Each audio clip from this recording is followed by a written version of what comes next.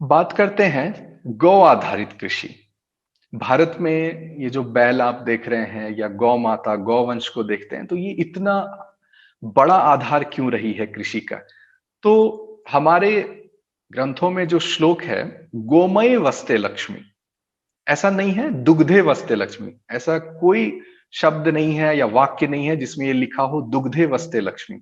तो अभी हम क्या करते हैं, हम गाय सोचते ही हम डेयरी बिजनेस के बारे में सोचते हैं। मैं एक सेमिनार में बात कर रहा था कि कैसे गाय को कृषि से जोड़ना कितना इंपॉर्टेंट है, तो वो इस तरह कंसिडर कर रहे थे कि आप इंटीग्रेटेड बात कर रहे हैं कि डेयरी एंड एग्रीकल्चर को एक साथ हम करें। नहीं, मैं वो बात ही नहीं कर रहा। मैं दूध की बात नहीं कर रहा हूं, मैं गोबर की बात कर रहा हूं, गौमूत्र की बात कर रहा हूं। अगर गोमय मतलब जो शब्द का अर्थ है वो दूध नहीं, वो पंचगव्य नहीं, वो होता है गोबर होता है। ठीक है। तो हमारा ट्रेडिशनल मॉडल क्या था कि हम उससे दवाइयां बनाते थे, पंचगव्य बना रहे हैं। ठीक है। इंडिजिनस मॉडल वो होता था। लेकिन जो ट्रेडिशनल मॉडल है, जो बॉस इंडिका भी नहीं है, मतलब वो गाय भी नहीं है, पहली बात वो स्पेसीज ही अलग है। ठीक है। वो एकदम स्पेसीज अलग है। जैसे कि लेपर्ड और टाइगर हम बात करें तो ये दो अलग स्पेसीज है। इनके गुण धर्म आपको दूर से एक जैसा दिखेंगे, कार्य करने की क्षमता एक जैसी दिखेगी। ठीक है, स्किन कलर अलग दिखेगा बट लगेगा कि एक ही चीज है, लेकिन ऐसा नहीं है। तो ठीक उसी प्रकार ये जो हॉलिस्टिन, फ्रीजियन या जर्सी गाय है, ये भी एक अलग स्पेसीज है। तो ये मॉडल क्या है फॉरेन में, वो मिल्क एंड मीट मॉडल है। ठीक है। दूध तो है ही और मांस का बिजनेस है, व्यापार है। अब हम उस गाय को ले आए और मांस तो आप कर नहीं सकते, या मानवीय आधार आप लगा लिया, धार्मिक रूप से ले ले, हम ये काम नहीं कर सकते। ठीक है। तो एक तो आप उस गाय को ले आए जिसका जो बिजनेस मॉडल का आधार है वो दो पे बेस्ड है, तो 50% उसके पोटेंशियल को आप तो ऐसे भी अचीव नहीं कर पाएंगे। ठीक है। तो अभी भी हमारे एक मित्र हैं प्रशांत साही जी, वो बोलते हैं कि 8 से 9 साल कोई भी जर्सी गाय अगर लाए और दूध का बिजनेस करे तो 8 9 साल 10 साल वो संभाल ही नहीं सकता, और मिलावट उसका धर्म हो जाता है। तो गलत गाय लाना, गलत बिजनेस मॉडल उसके साथ लाना, तो इतनी सारी समस्याएं हैं। तो जब देसी गाय आएंगी, या इवन जो जर्सी गाय रखे हैं अभी, वो गोबर को वर्मी कंपोस्ट में कन्वर्ट करने का सोच रहे हैं। मतलब गोबर का जो प्रयोग नहीं करेगा, गौमूत्र का जो प्रयोग नहीं करेगा, वो गौवंश को नहीं संभाल सकता। तो हमारा जो कृषि का आधार होगा वो गोबर और गौमूत्र पे होगा। अब इसका साइंटिफिक बैकिंग क्या है? ठीक है, ये ऐसा क्यों है? बहुत प्रिमिटिव आपको लग रहा होगा कि हम तो बहुत प्राचीन समय की बात कर रहे हैं, अभी इतने सारे मॉडर्न नैनो फर्टिलाइजर हैं, फर्टिलाइजर्स आ गए हैं, बहुत सारे टेक्निक आ गए हैं, तो ये मॉडल इतना सक्सीड कैसे करेगा आज के समय में? ठीक है।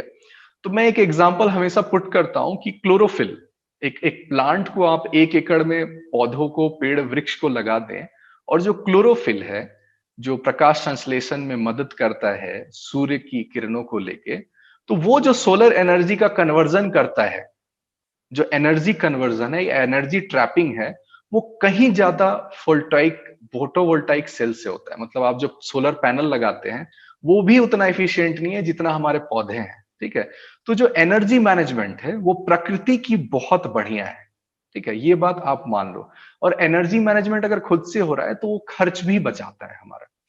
तो विदेशों में क्या होता है कि वहां बर्फ गिरती है, जैसे यूरोपियन कंट्री है, वहां पर बर्फ गिरती है। तो बर्फ गिरने से क्या होता है कि सॉइल का जो जैविक कार्बन है, जो कार्बन है, वो ट्रैप हो जाता है, वो मिट्टी में ही रह जाता है।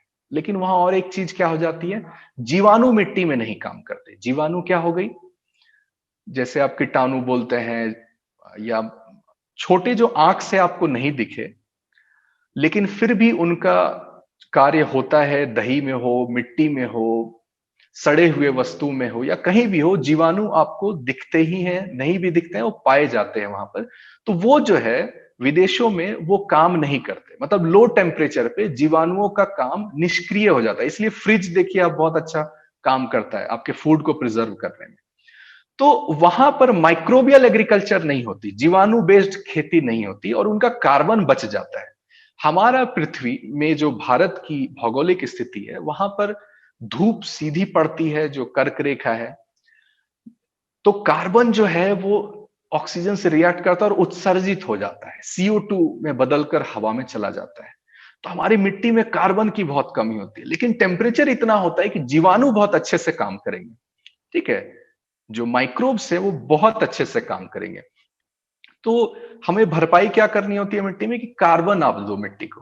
तो ये जो गोबर है, एक जो गोबर को हम खेत में देते हैं, तो हमें हमें घर में ही कार्बन का एक रिच सोर्स, एक एक पचा हुआ सोर्स, आप एक सूखे पत्ते में भी कार्बन बोल सकते हैं, लेकिन सूखे पत्ते को आप अपने खेत में लाएंगे तो वो खुद पहले डिकम्पोज होगा, वो सॉल्युबल फॉर्म में जाएगा, वो मिट्टी में घुलेगा, पानी में घुलेगा, तब वो कृषि में वो कार्बन प्रयोग में आएगा। लेकिन जो गोबर है, क्योंकि ये गाय की आंत से होके आ रही है, ये पचा हुआ रूप है, तो ये रेडी टू यूज फर्टिलाइजर हो जाती है। एक माइक्रोबियल बेस्ड एग्रीकल्चर की हम बात कर रहे हैं। तो कोई भी दूसरी एग्रीकल्चरल सिस्टम जो जहां पर नहीं काम करे, यूरोप में नहीं काम करे, तो माइक्रोबियल एग्रीकल्चर पे क्यों स्टडी करेंगे? वो उनके कंट्री में वो होती ही नहीं है, ठीक है? ये भारत को वरदान मिला है कि यहाँ पर इतनी सारी नदियां हैं, इतने सारे पशु थे, तो इसका जो आधार है वो गौ ही होनी चाहिए। और ये जो हम जर्सी गाय रखते हैं या डेयरी हम प्रयोग में लाते हैं, तो इसमें हम क्या करते हैं, दूध बढ़ाने के लिए हम दवाइयों का प्रयोग करते हैं, हेल्थ के लिए हम बहुत सारी दवाइयां देते हैं गांव को। तो ये बात मैं आपको बता दूं कि घास को भी आप अगर गमले में उगाए ना, या किसी भी चीज को आप उसके प्राकृतिक रूप से कहीं और ले जाएंगे, तो आपको एक्स्ट्रा केयर करना पड़ता है। गाय को आप खुले छोड़ दो, वो ठंडे में, गर्मी में अपना टेम्परेचर शरीर का खुद मेंटेन कर सकती है। उसे गर्मी लग रही है वो खुद छांव में चली जाएगी, ठंडा लग रहा है वो धूप में चली जाएगी, बैठ जाएगी। हम क्या करते हैं, जब बांध के रखते हैं तो हमें पता नहीं चलता कि उसके शरीर का टेम्परेचर कैसा जा रहा है, तो वो बीमार पड़ती है, तो हमें दवाइयां देनी पड़ती है। अब ये दवाइयां फिर शरीर में जाती है और फिर गोबर गौमूत्र के रूप में साथ में बाहर आती है। अब ये जो गोबर है जिसमें दवाइयां हैं, दवाइयों के अवशेष है, ये जब मिट्टी में हम डालेंगे तो क्या होगा?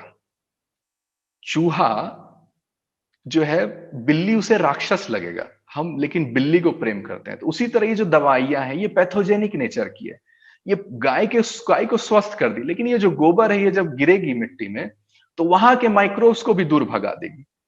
तो इसलिए मुझे गाय पे भी शक होने लगेगा कि ये इसका गोबर उतना काम नहीं कर रहा है, मुझे शायद यूरिया लगेगा। तो ऐसी गौवंश जो स्पेसिफिक टू डेयरी है वो भी कृषि में नहीं काम करती है। तो गाय की जो आंत है, गाय की जो आंत है, स्टोमक है, डाइजेस्टिव सिस्टम है, अगर वो स्वस्थ रहेगी तो बेहतर होगी। उसके माइक्रोबियल जो कल्चर होंगे आंत में वो अलग होंगे, इंटेस्टाइन में अलग होंगे, और स्वस्थ होंगे तो वो गोबर भी बहुत ही रिच होगा, ठीक है? तो इसलिए इन सारी बातों को जब हम ध्यान देते हैं तब जो है कृषि में हम सक्सेस देख सकते हैं।